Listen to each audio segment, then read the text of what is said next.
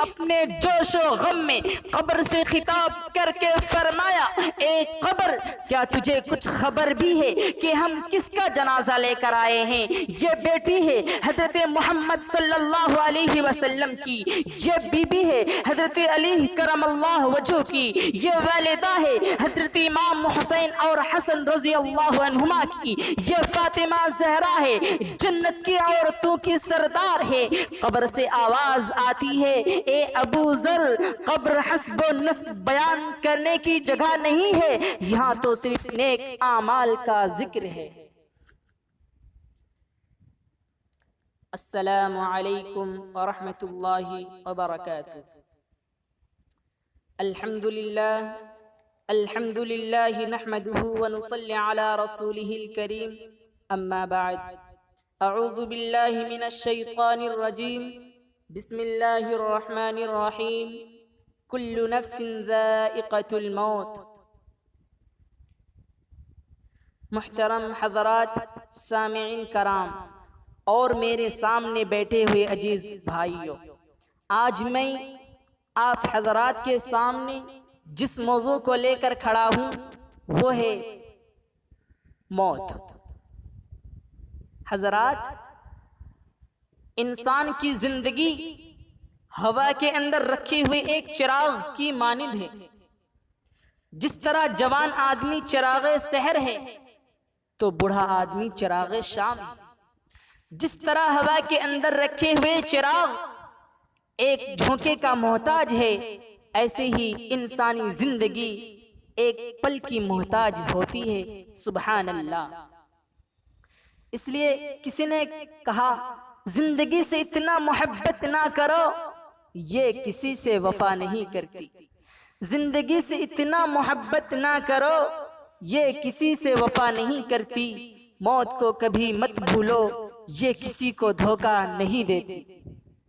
جس طرح پلک کا آنسو پلک جھپکتی ہی مٹی میں مل جاتا ہے، ایسے ہی انسانی زندگی ایک لمحے میں اس جہان سے اگلی جہان کی طرف رخصت ہو جاتا ہے۔ انسان کی مقصد زندگی اللہ رب العزت کی بندگی۔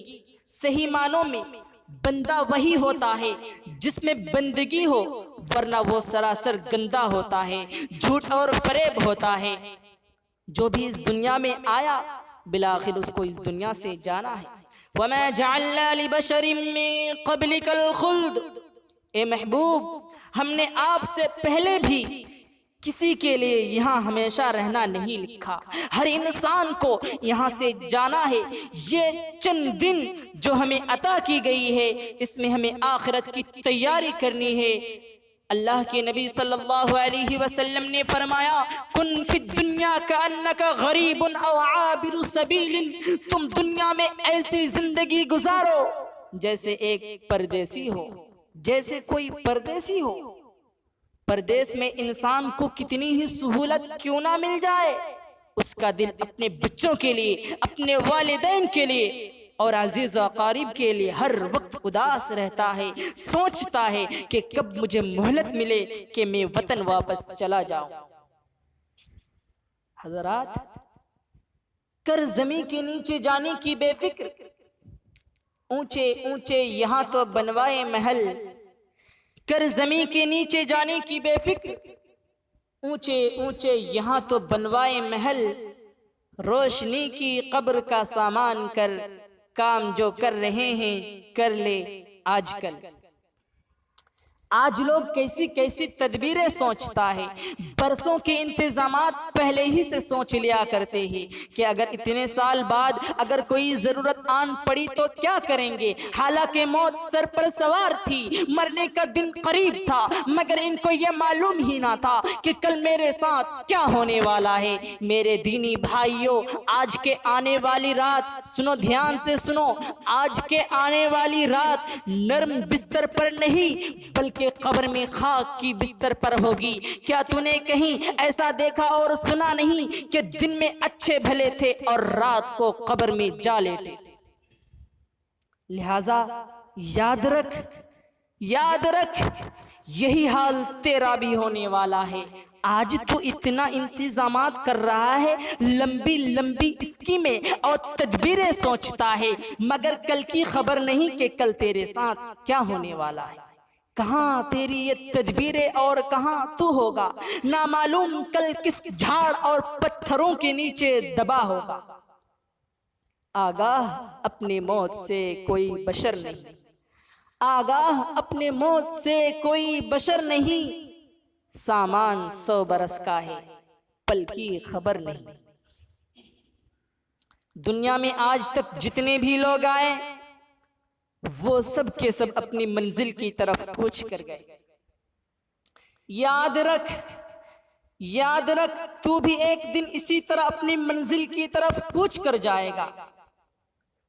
ارے یہاں کتنے ہی لوگ آئے اور کتنے ہی لوگ چلے گئے، مگر افسوس کہ تجھے کچھ بھی نصیحت حاصل نہ ہوئی۔ اس دنیا میں جو بھی آیا وہ کوچ کرنے کو ہی آیا۔ جب تجھے موت کا حادثہ پیش آئے گا جس کو کوئی ٹال نہیں سکتا، تو تیرے مال و دولت کچھ بھی کام نہیں آئیں گے۔ اس وقت ڈاکٹر و حکیم، دوست، رشتہ دار اور سب گھر والے تجھے بچانے کی تدبیریں اور علاج ختم کر کے مایوس اور نا امید ہو جائیں گے، اور تیرے پاس سے اٹھ کھڑے ہوں گے۔ تجھ پر جھانکنے کا عالم ہوگا، کوئی تیرے منہ میں پانی ڈالے گا اور کوئی تجھے سورہ یاسین سنائے گا۔ حضرات، جی ہاں، بات ایسی ہی ہے، روح نکل جاتی ہے۔ ماں دیکھتی ہے کہ بیٹے کی روح نکل گئی اور آنکھیں کھلی رہ گئی۔ ماں اپنے ہانپتے کانپتے ہاتھوں سے بیٹے کی آنکھیں بند کر دیتی ہے۔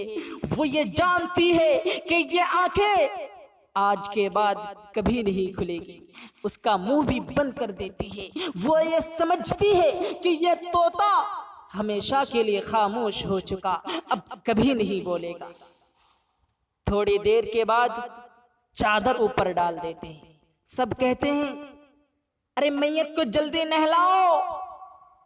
تھوڑی دیر پہلے وہ کسی کا باپ تھا، کسی کا بھائی، کسی کا بیٹا، کسی کا خاوند تھا، اب کیا بنا؟ سب نے میت میت کر کے رٹ لگانا شروع کر دی۔ سب کہیں گے اصل انسان تو چلا گیا، یہ تو فقط انسان کا جسم باقی ہے۔ مکین چلا گیا، مکان باقی ہے۔ چنانچہ جسم سے کپڑے ہٹا دی جاتی ہے اور اسے نہلا کر کفن میں لپیٹ دیا جاتا ہے اور اسے گھر سے لے جانے کی تیاری کی جاتی ہے۔ کوئی پوچھے تو صحیح کہاں لے کر جاتے ہو؟ کہتے ہیں اس کو اصلی گھر کی طرف لے جا رہے ہیں۔ ارے جس گھر میں یہ پڑا ہوا تھا اس نے اس کا نقشہ خود بنوایا، اپنی پسند کی چیزیں خود لگوائی۔ ارے ابھی تو دیواریں بھی میلی نہیں ہوئی، تم اس گھر سے کیوں لے کر جاتے ہو؟ سب کہیں گے یہ تو اس کا عارضی مکان تھا، ایک خاموش نگر میں بھی اس کا مکان بنا ہوا ہے، وہاں اس کو لے کر جائیں گے۔ 2 گز زمین کا ٹکڑا، چھوٹا سا تیرا گھر ہے۔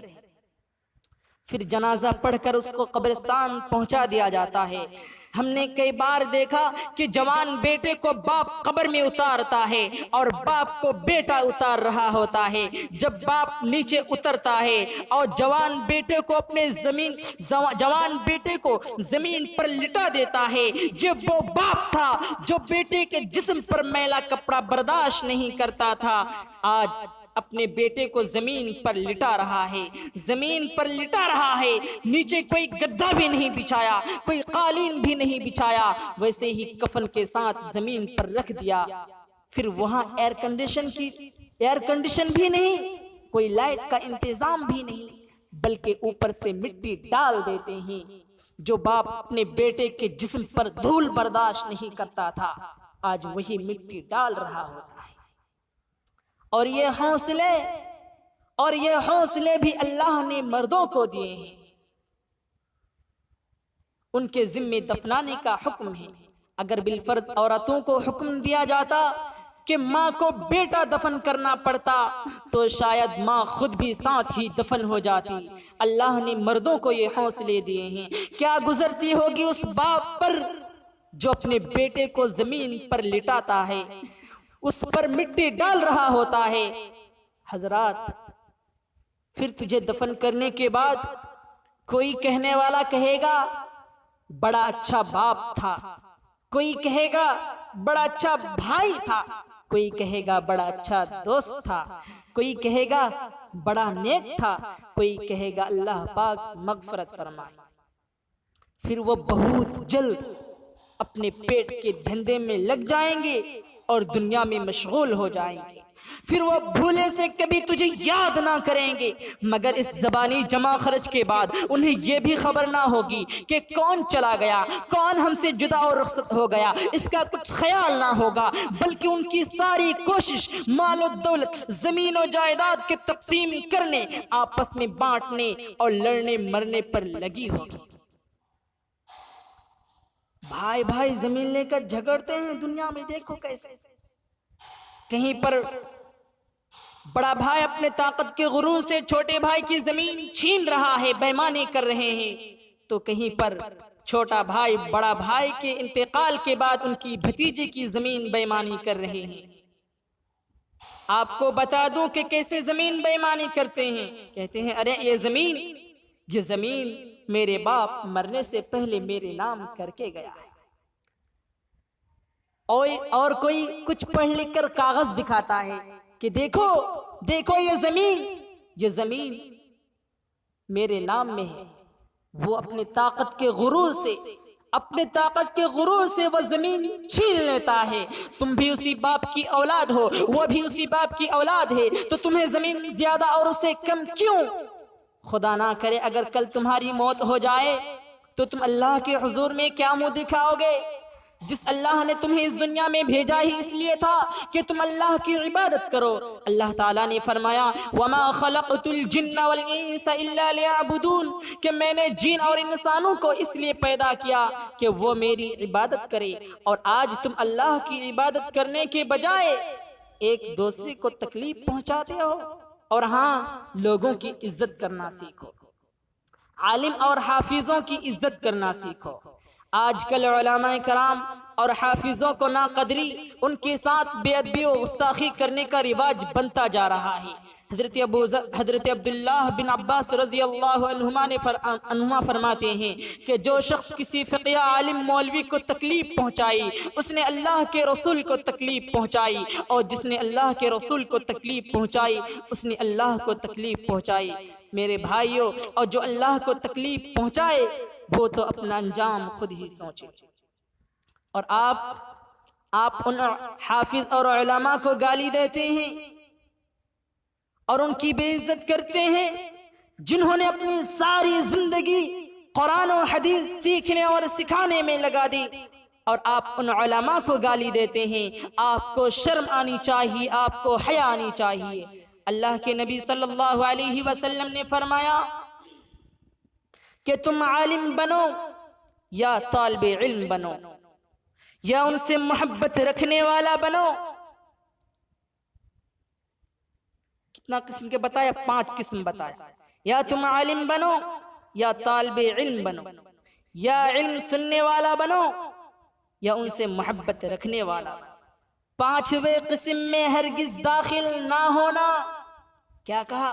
5ویں قسم میں ہرگز داخل نہ ہونا، ورنہ ہلاک ہو جاؤ گے، برباد ہو جاؤ گے۔ اور میں بتا دوں کہ 5ویں قسم کے لوگ کیسے ہوں گے۔ علماء کی تضحیک کرنا، علماء کی توہین کرنا، ان کو حقارت کی نظر سے دیکھنا، گالیاں دینا، بھرے مجمع میں علماء اور حافظوں کی بدنام کرنا، شادی بیاہ پر لوگوں کے سامنے حافظوں کی بے عزت کرنا۔ ارے غیر تو غیر، اپنوں نے بھی علماء اور حافظوں کو تنقید کا نشانہ بنا لیا ہے۔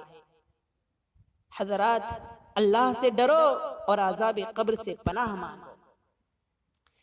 بیکار تیری یہ باتیں ہیں کہ چنا ہوگا چنی ہوگا، بیکار تیری یہ باتیں ہیں کہ چنا ہوگا چنی ہوگا، نہیں ہے دور وہ دن کہ تو زیر زمیں ہوگا۔ حضرات، دن گزر رہے ہیں، قبر منہ پھاڑے ہوئے ہیں، موت سر پر چکر لگا رہی ہے، ملک الموت روح قبض کرنے کے انتظار میں ہے، حالات بدل رہے ہیں، ہولناک واقعات پیش آنے کو ہے، مگر تیری غفلت اور لاپرواہی کا یہ حال ہے کہ تجھے کچھ خبر ہی نہیں کہ کل تیرے ساتھ کیا ہونے والا ہے۔ لیکن آج آدمی کی حالات یہ ہے کہ ہر وقت دنیا کمانے، کھانے پینے اور رنگ رلیاں منانے میں مشغول ہے، دن رات صبح شام محل بنانے اور گھر بسانے کے فکر میں لگا ہوا ہے۔ آسمان پر اس کے موت کے گرفتاری کے وارنٹ جاری ہو چکے ہیں اور اس کی موت کا حکم جاری ہو چکا ہے، جس میں نہ ہی کسی کی سفارش چل سکتی ہے، نہ ہی کوئی اپیل کی جا سکتی ہے۔ جب بھی کسی پر موت کا وقت آیا تو اسے کچھ کہنے سننے کی مہلت ہی نہ مل سکی۔ کلام کیا کہ زبان تک منہ میں ہل نہ سکی، کلام کیا کہ زبان تک منہ میں ہل نہ سکی، پلک جھپکنے کی مہلت بھی ان کو مل نہ سکی۔ حضرات، موت کو یاد کرو اور عذاب قبر سے پناہ مانگو۔ موت کے بارے میں یہ نہیں کہا کہ تمہیں ایک دن موت آئے گی، بلکہ فرمایا کل نفس ذائقۃ الموت، موت کا مزہ چکھنا ہے، ذائقہ، یہ موت کی ذائقہ یا میٹھے ہوگی یا پھر کڑوی، یہ نیک لوگوں کے لیے میٹھی ہوگی اور برے لوگوں کے لیے سخت کڑوی ہوگی۔ سبحان اللہ۔ اس لیے کسی نے کہا موت برحق ہے لیکن کفن کے ملنے میں شک ہے، کیا معلوم کس حال میں موت آئے، کوئی کفن دینے والا پاس ہو کے نہ ہو۔ چنانچہ ہم نے ایک آدمی کی بات سنی ہے کہ دشمنوں نے اسے قتل کر کے نہر میں پھینک دیا، بہت دنوں تک اس کی لاش پانی میں رہی، پھول گئی، حتیٰ کہ جب اس کو نکالا گیا تو شناخت کرنا مشکل تھا، پہچاننا مشکل تھا۔ پولیس والوں نے قریبی بستی والوں کی حوالہ کر دیا کہ مسلمان نظر آتا ہے، تم اس کے نماز جنازہ پڑھا دو۔ بستی والوں نے اسے نہلا تو دیا لیکن ساتھ ہی اعلان بھی کر دیا کہ ایک لاوارث کا لاش ہے، اس کا کفن خریدنا ہے، اس کے کفن میں جو حصہ ڈالنا چاہے وہ لائے۔ کوئی آدمی 10 روپیہ لایا، کوئی 20 لایا، چنانچہ اس کے لیے کفن خریدا گیا اور اسے دفن کرنے کا انتظام کیا گیا۔ جب اسے دفن کرنے لگے تو کوئی ایک بندہ بھی نہیں رو رہا تھا، کیوں؟ کیونکہ اسے کوئی پہچانتا جو نہیں تھا۔